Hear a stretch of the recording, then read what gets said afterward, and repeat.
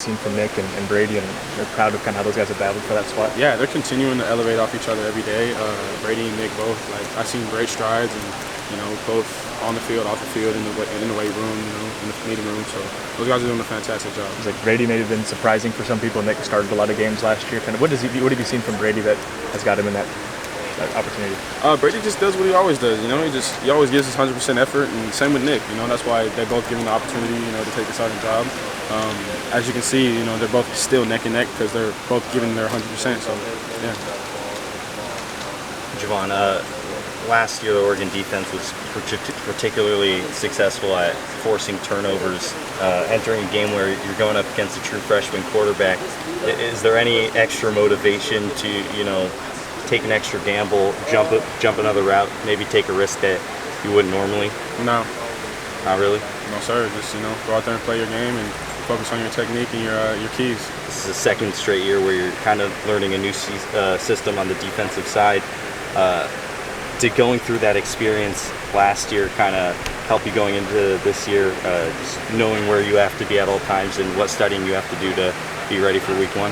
Yeah, it kind of depends on the defense, but it gives you a general gauge of how much information you need to take in, how long it should take you to learn a playbook or whatnot. But definitely, learning two playbooks back to back, some similarities here and there, but it's kind of, and you first start changing over to the new defense, then you have to kind of switch your mind out of the old one. So it was cool though, it wasn't bad. What's your headspace like entering the first week of this season compared to, entering your first game as a freshman? Do you feel nerves calmed or anything along those lines? I would hope I still feel excited as I would as a freshman. I mean, I have that same desire to play the game, so kind of in the same headspace, a little more mature, as one of the leaders of the defense, trying to, control the defense from behind, but I'm feeling good, I have a clear mind, just, ready to go out there and give them all. I know every opposing offense always has some tricks or things in their playbook, but he's really renowned for being a deceptive guy, a lot of eye candy, a lot of trick formations, trick plays.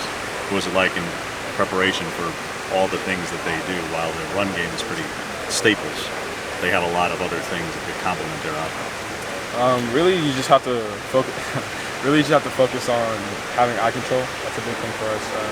Throughout the whole season, all the spring is eye control, discipline, make sure our communication is right, make sure we have our eyes on our keys, and then eventually, you let the game play and, just go out there and react, get out of your mind and react. What kind of challenges it where, all right, yes, it's a true freshman starter quarterback, but they've got a redshirt freshman. A lot of people were reporting that he's absolutely going to play, and you've got a running back who's recruited as a quarterback who can throw out of the Wildcat. There's a lot of options to have to prepare for. What has that been like? I mean, obviously it's complicated.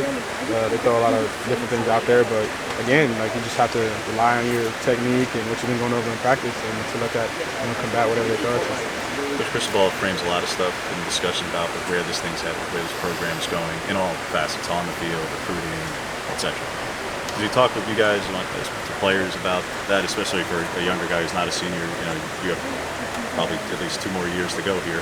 Does he talk about and frame things in the sense of where you guys are going to go, and with that said, what this game might mean in helping you get there?